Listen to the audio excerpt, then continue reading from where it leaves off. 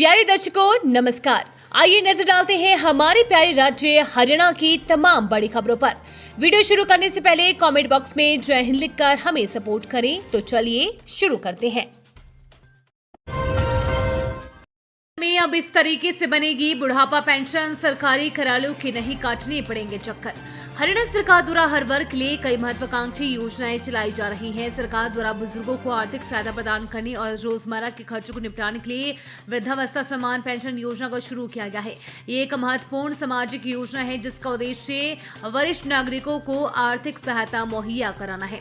सरकार द्वारा इस योजना के तहत पात्र पाए जाने वाले आवेदकों को फिलहाल हर महीने 3,000 रुपए की पेंशन राशि दी जाती है, जिसे बढ़ाकर अब 3,200 रुपए कर दिया गया है। ये राशि उनके बैंक खातों में हर महीने भेज दी जाती है। इस राशि को आवेदक अपनी सहूलियत के हिसाब से बैंक में जाकर निकलवा सकते हैं। पेंशन योजना के लाभ लेने के लिए बुजुर्गों को कहीं पर आवेदन करने की जरूरत नहीं है। पहले वृद्धावस्था पेंशन की प्रक्रिया काफी लंबी होती थी, लेकिन अब प्रदेश के बुजुर्गों को पेंशन उनकी फैमिली आईडी में दर्ज उम्र के हिसाब अपने आप बन जाती है। पेंशन की रकम आवेदकों के परिवार पहचान पत्र में दर्ज बैंक खातों में हर महीने डाल दी जाती है। गेहूं चावल ही हरियाणा में यहां किसान ने शुरू की यह खास खेती अब बस बैठकर गिन रहा है सिर्फ नोट। फरीदाबाद के फतेहपुर बिलौट गांव में सूरजमुखी की खेती ने स्थानीय किसानों के लिए अच्छी आमदनी का जरिया बना लिया है। यहां के किसान मुकेश सैनी ने 1 एकड़ जमीन पर सूरजमुखी उगाकर अपने परिवार का गुजारा चला रहे हैं। मुकेश सैनी ने बताया कि उनका खेत 18 किला पट्टे पर है, जिसमें उन्होंने 1 एकड़ में सूरजमुखी की खेती की है। उन्होंने बताया कि सबसे पहले खेत को अच्छी तरह तैयार किया जाता है, फिर गुल खींची जाती है, इसके बाद बीज चुबाए जाते हैं। सूरजमुखी की खेती से मुकेश सैनी के परिवार को रोजमर्रा की जरूरतें पूरी हो रही है। पट्टे पर 1 एकड़ का 55,000 रुपए देने के बावजूद फसल से अच्छा मुनाफा होता है। खेतों में बिजली हफ्ते में दिन और रात को 3 दिन करके आती है, जिससे काम में सुविधा रहती है। जल्द ही इन 5 जिलों में बनाए जाएंगे लेबर कोर्ट, सरकार ने दी मंजूरी।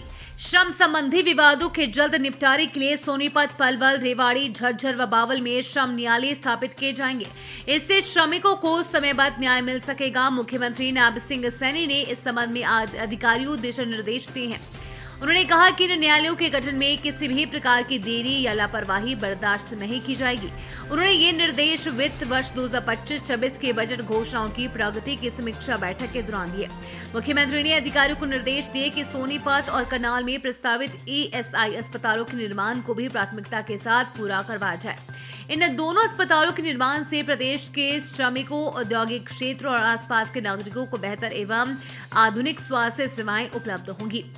अधिकारियों ने जानकारी दी कि बावल में बन रहे ESI अस्पताल का निर्माण कार्य 86%, पंचकुला में 97% और बहादुरगढ़ में 96% पूरा हो चुका है। हरियाणा CET रिजल्ट को लेकर दर्ज करा सकेंगे आपत्तियां, ये पोर्टल हुआ जारी। हरियाणा कर्मचारी चयन आयोग ने CET 2025 परीक्षा का परिणाम जारी करने के बाद अब अभ्यर्थियों से आपत्तियां मांगी है। इस संबंध में आयोग ने एक ग्रीवांस रेजोल्यूशन कमेटी का गठन किया है। इसकी जानकारी स्वयं आयोग के चेयरमैन हेमंत सिंह ने साझा की है। उन्होंने बताया कि यदि किसी भी उम्मीदवार को जारी परिणाम को लेकर कोई आपत्ति है तो वो आयोग की आधिकारिक वेबसाइट पर उपलब्ध लिंक के माध्यम से अपनी आपत्ति दर्ज करा सकता है। आयोग ने शुक्रवार 5 दिसंबर को CET परीक्षा का परिणाम घोषित किया था, जिसमें लगभग 50% अभ्यर्थी उत्तीर्ण हुए हैं। हालांकि 5% या अन्य विस्तृत आंकड़ों को लेकर अभी आयोग की तरफ से आधिकारिक विवरण साझा नहीं किया गया है। टीचर्स को बड़ी राहत, तबादले की प्रक्रिया को लेकर शिक्षा मंत्री ने किया ये ऐलान। शिक्षा मंत्री महिपाल ढांडा आज भिवानी जिला कष्ट निवारण समिति की बैठक में पहुंचे। मंत्री ने 14 शिकायतों में से 9 का मौके पर ही समाधान कर राहत पहुंचाई और जिन मुद्दों के लिए आगे की प्रक्रिया जरूरी थी उनके लिए संबंधित विभागों को तुरंत कार्यवाही के निर्देश दिए। इस अवसर पर भिवानी विधायक घनश्याम सराफ, भवानी खेड़ा विधायक कपूर सिंह, जिला उपायुक्त भिवानी, पुलिस अधीक्षक भिवानी, जिला अध्यक्ष वीरेंद्र कौशिक, अन्य अधिकारीगण मौजूद रहे। इस मौके पर मीडिया से रूबरू होते हुए शिक्षा मंत्री ने कहा कि मेरे लिए पद का अर्थ सिर्फ जिम्मेदारी नहीं बल्कि जनसेवा का संकल्प है। हर समस्या का समाधान और हर नागरिक की मुस्कान ही मेरा लक्ष्य है। समस्याएं चाहे जितनी भी बड़ी हो, संकल्प और सेवा की भावना के आगे छोटी पड़ जाती है। हरियाणा में ठंडी हवाएं चलने से छोटी कंपकपी 3.5 डिग्री के साथ सबसे ठंडा रहा ये स्थान। इस दिन से और बढ़ेगी ठंड। हरियाणा में तापमान में लगातार गिरावट जारी है। उत्तर पश्चिमी से हवाएं चल रही है। अब तो ठंड के साथ पाला जमना शुरू हो गया है।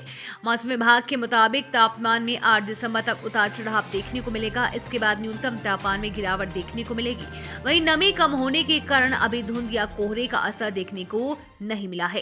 रिपोर्ट के अनुसार नारनौल हरियाणा का सबसे ठंडा स्थान रहा, जहां न्यूनतम तापमान 3.5 डिग्री सेल्सियस दर्ज किया गया है। वहीं हिसार में 3.7 डिग्री, करनाल में 7 डिग्री, अंबाला में 7.7 डिग्री और चंडीगढ़ में 6.1 डिग्री सेल्सियस तापमान दर्ज हुआ।